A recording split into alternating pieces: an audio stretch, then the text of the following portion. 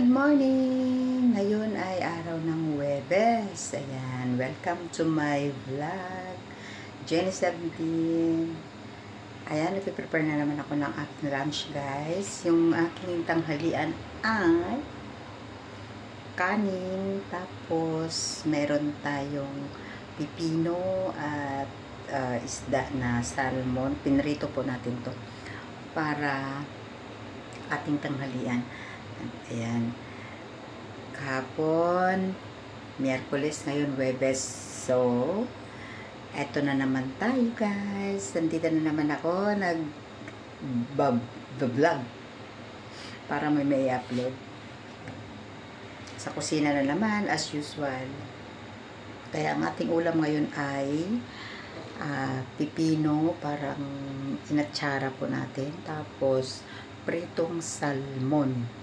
Tapos, syempre, ani-rice tayo ngayon kasi ang sarap ng ating ulam. Pakita ko sa inyo, guys, ang ating ulam.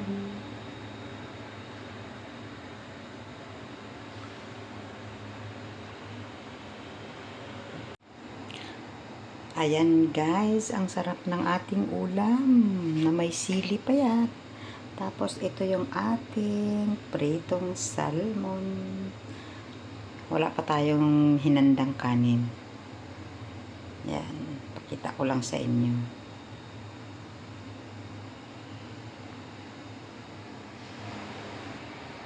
O, diba? Ang sarap ng ulam ko. Kain tayo, guys. Yan. Ito yung lunch ko. Tapos mamaya hindi ko pa alam kung ano yung dinner ko, guys. Ayan. Hanggang dito lang muna, guys. Kain muna tayo. Ayan, happy Thursday, everyone. Please don't forget to like, subscribe, and comment. Pakishare na lang din po. Ayan.